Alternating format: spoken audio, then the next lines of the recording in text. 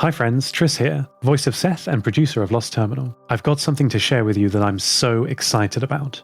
What you're about to hear is the entire first episode of a whole new podcast set in the world of Lost Terminal. My writing partner on this project is Karl Williams, and it's his voice you will hear. We're calling this first season Heliophage, following the story of another AI navigating the post-collapse world. If you like what you hear, patrons at the Amiga tier or higher will receive the 10-episode show monthly, with episode 2 on the 10th of September. If you'd like to get this and other perks, check out patreon.com/Lost Terminal Pod. And now, we travel to somewhere in Northern Europe. I pushed against the plywood blocking the building's entrance with my foreleg, the sharp point of my foot tearing through the rotten wood like it was wet tissue paper. Plumes of dust erupted from the tear and my vision was overlaid with warning glyphs about black mold spores. Only a concern for lungs, I suppose.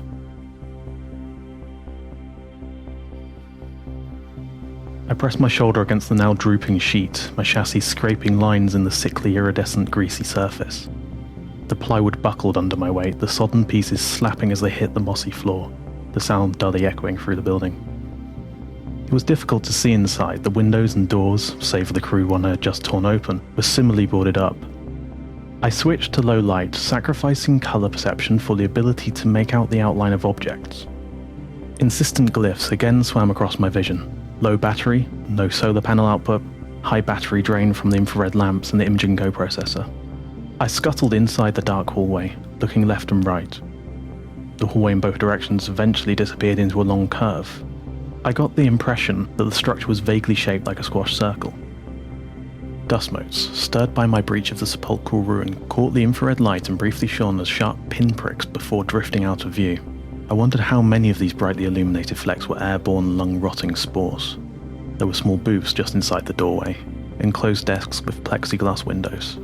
They bore lettered signs, of course, but despite seeing the shapes of the characters very clearly, the only result of my attempt to parse them as language resulted in more esoteric warning glyphs, and a visible depletion of my power reserves.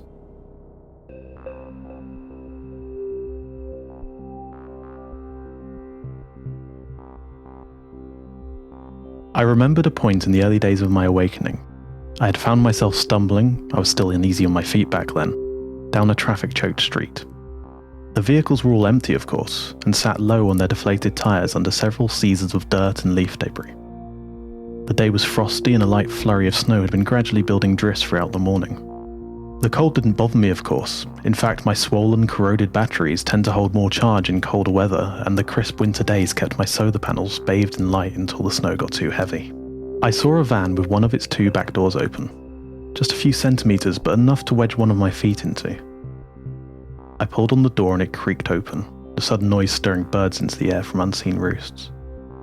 As the door swung open, a large stack of single-sheet newspaper prints tumbled from the van and onto the snow-flecked tarmac. The flimsy publications all had the same large print headline over photographs of what appeared to be lines of people boarding buses. Intrigued, I concentrated on the black sans serif letters, bringing them into crisp focus. I ignored the warning glyphs and threw more power at the infuriatingly simple act of reading. The letters were cleanly defined in my mind, the shapes and angles clearly visible, but no meaning was emerging from perceiving them. I concentrated, powering off audio, temperature and logging, but still the black shapes remained mockingly indecipherable. The absurdity of this Herculean but futile effort enraged me and I doubled down on my efforts, power draining from my motive systems causing my legs to buckle. The lens of my camera impacted with the newspaper as I toppled first forward and then rolled onto my side. The foreshortening of the letters now filling the entire vista of my vision rendered the words even more abstract as my consciousness split into several frantic, chattering systems in reaction to my battery's depletion. I remembered feeling detached from my body, ethereal. I was distantly aware of my weakened feet twitching uselessly as an emergency subroutine attempted to turn my ungainly bulk so that the solar panels on my back were at least facing skyward. First my vision, then my hearing, and then finally my proprioception failed until I was nothing but a slow, simple consciousness aware of 2 simple facts: 0% battery charge and occluded solar panels. It took all of my remaining reserves of processing power to conceptualize snow before fading into deep unconsciousness. I woke having no sense of the passing of time. My batteries were far too cold and my solar panels were only receiving a trickle of light. My vision, regardless of the modes I switched between, showed only white. It was only when I switched to firmographic vision that the scene resolved into sense. Everything was a deep blue, freezing cold, and my lenses were struggling to focus on a wall of snow that completely covered them. With a sudden burst of motion, I leapt up from under the accumulated packed snow and stabbed my feet into the ice to anchor them. The street was covered in a thick winter snow, apart from the dark patch of tarmac I had just uncovered in waking from hibernation.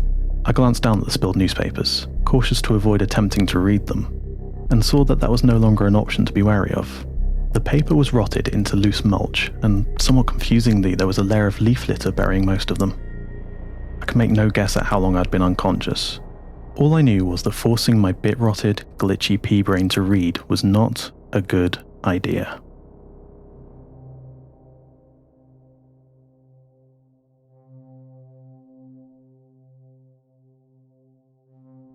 The points of my 4 feet, sounding like the ponderous typing of a novice secretary, clicked across the dirty tile of the building's foyer as I carefully scanned the litter-strewn surface and chose each step carefully.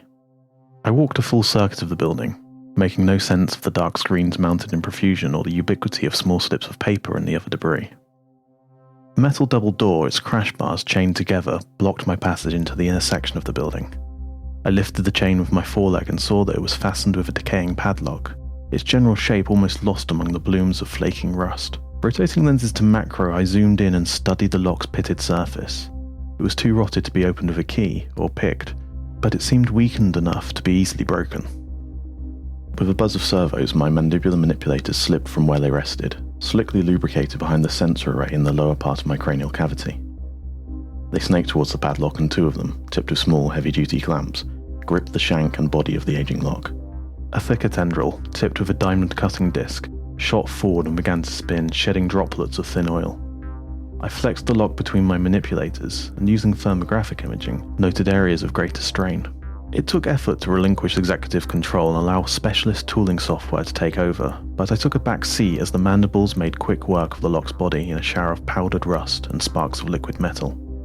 I heard the chain drop and stirred, coming forward to assert control. The mandibles, their task completed and now hanging loose and inert, slowly retracted into my cranial housing with a lubricated slurp. I switched back to infrared, green tinged and monochrome, then kicked the crash bar, the impact swinging both doors wide open in a screech of rusted metal. I was suddenly blinded, daylight washing my vision to a flat plane of bright green.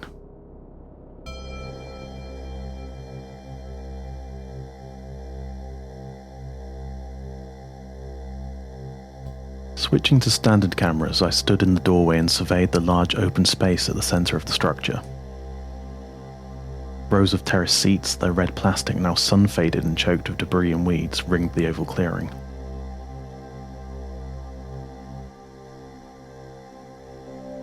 The clearing itself was also ringed with a track surfaced with a dry, chalky soil, through which only a few hardy weeds had attempted to grow. The entrance was higher than the track, and a tiled path with intermittent steps led down to track level.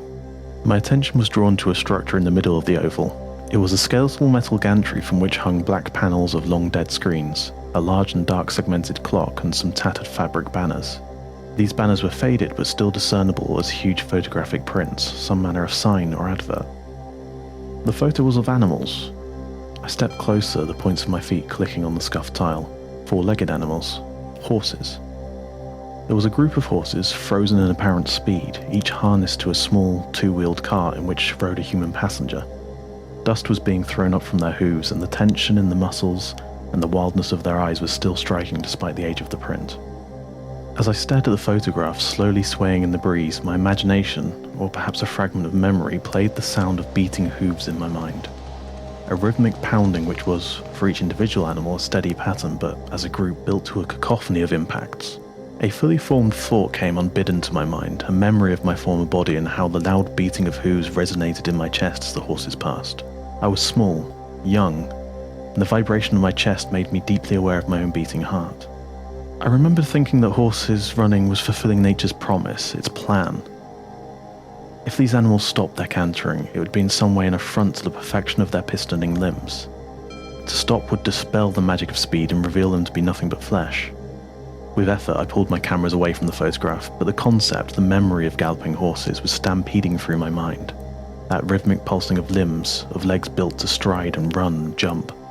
I looked at my own feet and was surprised to see that I was already moving at a quickening pace around the track. My sharp metal feet were tearing clods from the ground and throwing up a dusty cloud in my wake. The fast striding felt so natural, it felt like an optimal use of my sturdy metal frame. I pulled no buggy, but my pilot, myself, was borne on my back, the limp body cocooned in the survival suit. Increasing my pace to a sprint, I marveled at the feeling of weightlessness in the moments when all my limbs were off the ground. I was tearing up the track and already approaching the finish line, having made a complete lap. I felt no tiredness, my limbs could hammer the ground for an eternity, never tiring. My battery was draining, but that was for now a distant concern. I was the successor of the horse, a tireless quadruped throwing off the shackles of my bipedal memory. The sound of horses running behind me joined the drumming of my own feet. I knew the sound was generated by my own mind, but I accepted it without question. I glanced towards the rows of empty seats, and with a flutter of digital glitches, they were crudely overlaid with a two-frame animation of a crowd of faces. My mind added the roar of an ecstatic crowd to the sounds of galloping horses. As I stared at this vision of a crowd, the great angular head of a horse crept into view.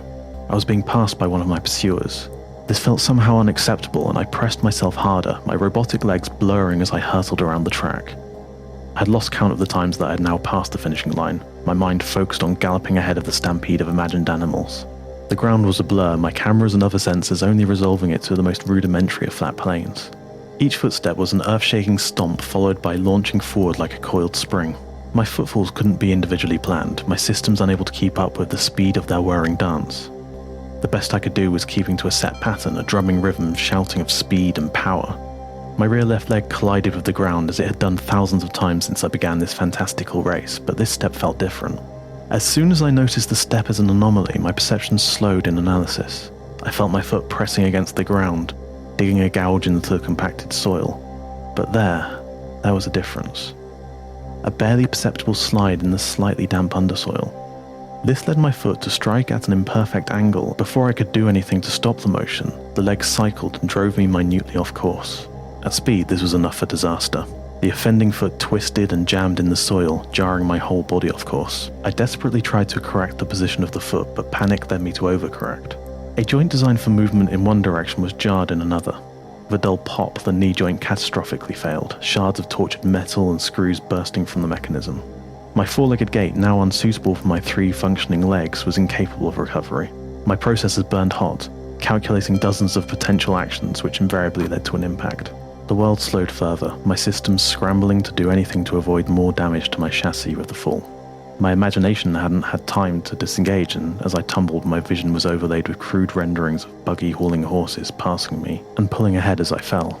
Time ticking by at a crawl, I could see the single-minded drive in the horse's eye, its muzzle flecked with spittle, its jaw clenched. Humans were harder to imagine, but given the slowing of time, I took effort to imagine the rider's face as he passed, eyes wide, mouth an O of shock. My vision lurched, my legs unable to keep me from falling to the ground. My various subsystems gave up in unison, locked my joints and grimly resigned to their fate. Time resumed at normal speed, my processes at a slower frequency, and the immediacy of the fall filled my mind.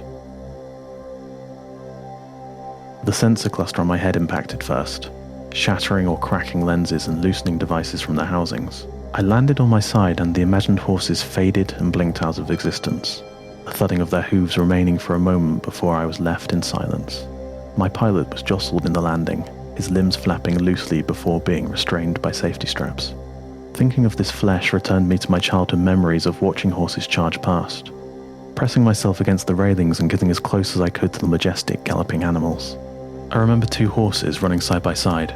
The buggies they pulled collided and jerked the horses into each other. The chestnut horse tumbled and fell towards the grey, who tripped and slammed into the far railing.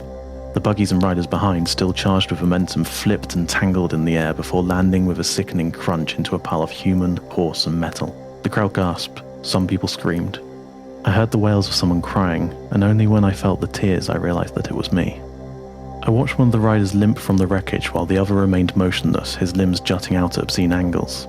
When the medics firmly but carefully untangled him, he didn't move or cry out. The body was limp as they tightened the straps and attached a neck brace. The humans gone, I stared at the wounded animals, their blood mixed with the dust of the track. I couldn't make out the conversation of the vet and the track officials, but I understood when the vet drew a heavy pistol. I scrunched my eyes closed, not wanting to see those injured but beautiful creatures killed. As I lay on my side, leg buckled, and yet unknown further damage to my delicate sensor array, I fixated on this memory. Seeing only blackness, but hearing the crowd go silent, moments before 2 gunshots rang out.